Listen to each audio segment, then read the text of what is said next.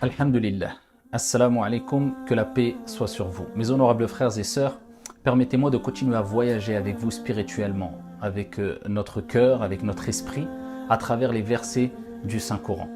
Et vous savez que dans le Coran, il y a plusieurs versets. De manière plus précise, si nous prenons la version de Hafs, il y a 6236 versets. Des centaines, des milliers de versets qui ont été révélés par notre Seigneur Tabaraka wa Ta'ala. Tous grandioses, tous sublimes, tous qui demandent d'être médités, lus, compris. Mais parmi ces versets, il y a un verset qui est le plus grand, le plus important, le plus sublime, comme le prophète alayhi salatu wassalam nous l'a enseigné. Quel est ce verset coranique? Quel mérite renferme, quel trésor renferme ce verset coranique qu'on va découvrir? On va le voir incha'Allah, je vous laisse le lire avec méditation et on se retrouve tout de suite incha'Allah.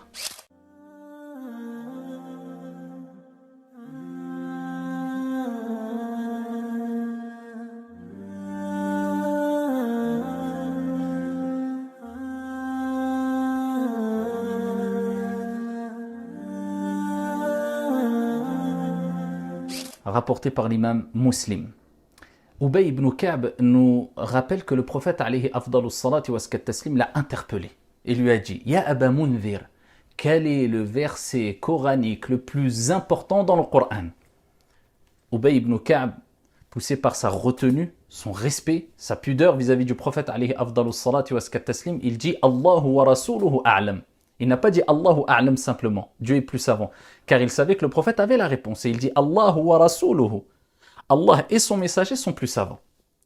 Et le prophète réitère la question plusieurs fois jusqu'à ce que Ubay ibn Ka'b réponde et dit: c'est Allahu la ilaha illa huwa al-hayyul qayyum, ayatul kursi.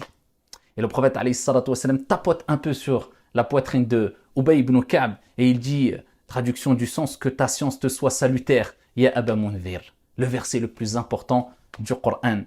On doit ici le lire, le comprendre, le méditer et même l'apprendre par cœur, car il est très court et il est dans la capacité de toutes et tous de l'apprendre par cœur. Il renferme d'énormes trésors, d'énormes mérites, à titre d'exemple. Rapporté par An-Nasa'i, le prophète sallallahu alayhi wa sallam nous dit: toute personne qui récite après chaque prière maktouba, obligatoire, après chaque prière obligatoire, ayatul kursi, ici le verset du repose-pied, eh bien, rien ne l'empêchera d'entrer au paradis si ce n'est al-maut, la mort. C'est-à-dire qu'entre lui et le paradis, il n'y a rien, si ce n'est cette étape qui est la mort. D'où la recommandation de réciter ce verset après chaque prière obligatoire. Mais réciter, que ce soit des invocations ou le Coran, on l'a bien compris, ça ne sert à rien si on ne le récite. Si le cœur n'est pas présent, avec concentration, ce qui fait partie de la révélation, que ce soit ici des versets coraniques ou des invocations, si le cœur n'est pas présent. Pour cela, on se doit de comprendre ce qu'on récite. Après chaque prière, il est important de le faire. Dans un autre hadith rapporté par Al-Hakim, le prophète sallallahu alayhi wa sallam nous dit: il y a dans le Coran un verset qui est le plus important. Il est dans Surat Al-Baqarah et il nous dit c'est Ayatul Kursi. Allahu la ilaha illa huwa al-hayyul qayyum. Ici, jusqu'à la fin du verset. Et il dit: il n'y a pas une personne qui récite ce verset coranique, il n'y a pas une demeure où est récité ce verset coranique sans que le démon shaitan ne fuit la demeure. Parmi les grands bienfaits encore de la récitation avec concentration, avec méditation, avec un cœur présent de Ayatul Kursi. Et ici, ça nous rappelle que le fait de réciter Ayatul Kursi le soir, permet de nous protéger ici des nuisances sataniques et des démons et des shayatines jusqu'au matin, comme le prophète alayhi salatu wassalam a dit. Mais qu'est-ce que renferme ce verset coranique comme parole? Allah subhanahu wa ta'ala se présente à travers ses noms et ses attributs. Et il commence par Allah. Ce nom qu'on mentionne quand on cherche assistance. C'est pour cela que nous disons, quand on veut entreprendre quoi que ce soit, au nom de Dieu, Bismillah. Pourquoi? Parce que ce nom-là, quand tu le mentionnes avec bonne compréhension, avec le cœur, Allah t'assiste, Allah te préserve, Allah t'accompagne. Bismillah, Allah. Et on dit Bismillah et pas Bismillah. Tout simplement parce que quand dans la langue arabe, le nom Allah est précédé d'une kasra, c'est-à-dire le son I, on dit La. Et quand il est précédé d'une dhamma ou d'une fatha, on dit Allah. Bismillah, Allah, qul huwa Allahu ahad. Allah, il dit Allah. Allahu la ilaha illahu. Kalimatu tawhid miftahul jannah. la parole d'unicité, la clé du paradis. C'est-à-dire que tu reconnais que personne ne mérite d'être adoré en dehors de ton Seigneur, créateur des cieux et de la terre. Je n'adore ni statue, je n'adore ni objet, je n'adore qu'un Dieu, créateur des cieux et de la terre, Allah l'unique, subhanahu wa ta'ala. Allahu la ilaha illahu, al-hayyu, al-qayyum, le vivant qui a une vie parfaite et complète. Huwa al-awwal wal-akhir, wal-zahir wal-batin. C'est lui le premier, c'est lui le dernier, c'est lui l'apparent, c'est lui le caché, subhanahu wa ta'ala.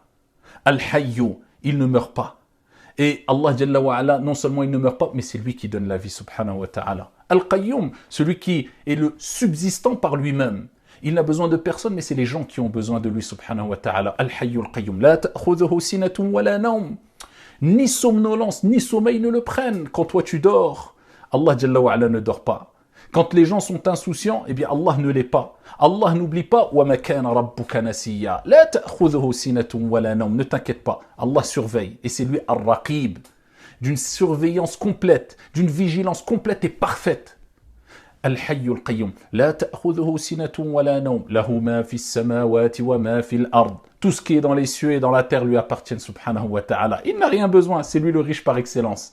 Man dha alladhi yashfa'u 'indahu illa bi'idhnihi, qui pourrait intercéder ici devant lui sans sa permission. Même le prophète Mohammed alayhi salatu wassalam, qui au jour de la résurrection intercédera de la grande intercession à Shafa'atul Uzma, qui sera une source d'apaisement et de sérénité pour l'ensemble de l'humanité, d'allègement pour l'ensemble de l'humanité. Il se prosternera un temps qu'Allah aura décidé sous le trône du miséricordieux, et Allah lui dira « Ya Muhammad, irfa' ra'sak, wasal tu'ta washfa' tushaffa'. Lève ta tête, demande, on te donnera, et intercède. Et seulement à ce moment-là, il pourra intercéder. Man dha alladhi yashfa'u 'indahu illa bi'idhnihi, ya'lamu ma bayna aydihim wa ma khalfahum. Il sait ce qu'il y a derrière et devant eux. C'est-à-dire, il connaît le passé, le présent et le futur de toutes ces créatures. Rien ne lui échappe. يعلم ما بين أيديهم وما خلفهم ولا يحيطون بشيء من علمه إلا بما شاء. Il embrasse de sa science ce qu'il veut. C'est-à-dire qu'il permet à qui il veut d'avoir connaissance et bonne compréhension de qui il est, subhanahu wa ta'ala, de son essence, Jalla fi'ula, et d'acquérir une science quelconque, subhanahu wa ta'ala. Allah, c'est lui qui l'accorde à qui il veut, comme il veut. C'est pour cela que le prophète lui-même disait, comme Allah lui a recommandé de dire « Wa qur rabbi zidni ilma » et dit « Oh mon Seigneur, accrois pour moi ma science ». On demande à Dieu de nous accroître la science. وَلَا يُحِيطُونَ بِشَيْءٍ مِّنْ عِلْمِهِ إِلَّا بِمَا شَاءَ وَسِعَ كُرْسِيُّهُ السَّمَاوَاتِ وَالْأَرْضِ. Et son repose-pied, eh bien, déborde les cieux et la terre.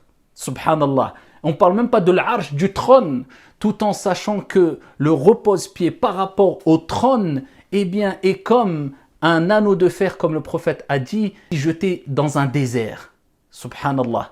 Et ici, quand le prophète alayhi salatu wassalam parle des cieux, eh bien, il nous rappelle qu'au-dessus des 7 cieux, il y a le trône d'Allah subhanahu wa ta'ala, tout en sachant qu'entre le premier ciel et le deuxième ciel, et ainsi de suite, il y a entre chaque cieux 500 ans, certains disent 500 ans, une distance de 500 ans de marche. Et le repose-pied, ici par rapport au trône, est comme un anneau dans un désert. Et il y a le trône, et au-dessus, il y a Allah subhanahu wa ta'ala, man ala fallahu a'la.